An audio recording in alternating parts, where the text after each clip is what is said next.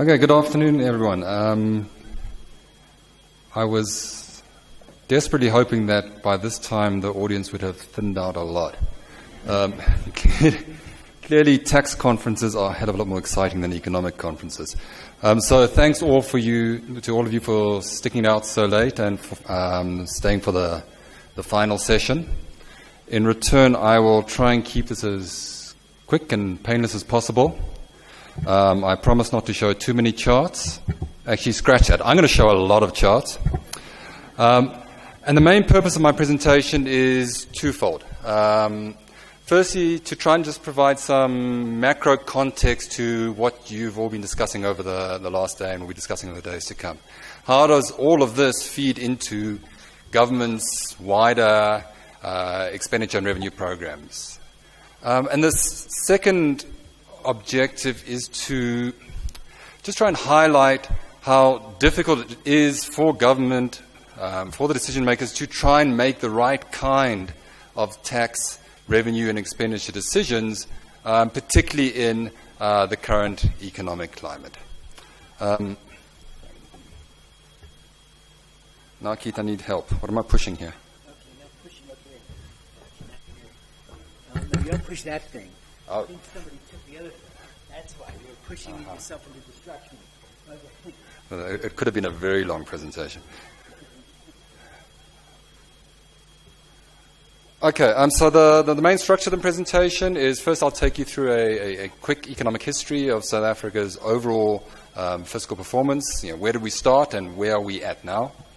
I'll then compare that to a number of comparator countries, talk you through the key fiscal choices, challenges that the government is currently confronted by.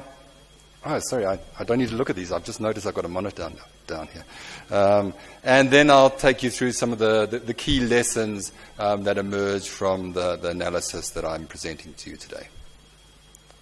Okay, so beginning with the history lesson. How do I make a red thing happen, Keith? Do I have a laser here? Yeah, no. You're worse than I am. That's just a little bit. Sorry, you can see I do this often. There you go. I think you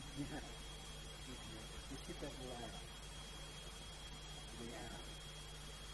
Don't make me forward. You want to go back? No, I want a laser. Well, a laser. Now, that was far beyond my thinking. Sorry, everyone, it's very late. Okay, the first thing to note is just how quickly the new democratic government dealt with the massive fiscal splurge that we saw in the early the mid-1990s. So government expenditure was pulled back from a peak around 34-35% of GDP very quickly to around 25% of GDP over a very short period of time. So fiscal austerity worked.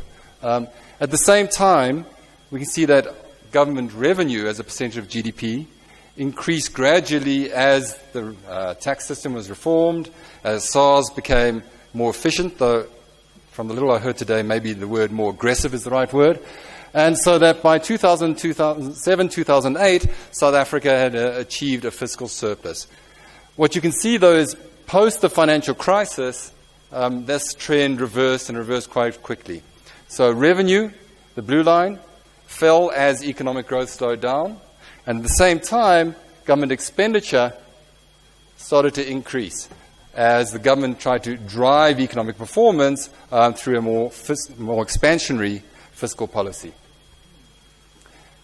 And you can see this in the net deficit. So the overall deficit shrunk considerably from 1994 to 2006, 2007, from around 10% of GDP to a fiscal surplus in 2006, 2007. And then over post the financial crisis, the fiscal deficit increased or widened down to around 4% of GDP, and it's kind of remained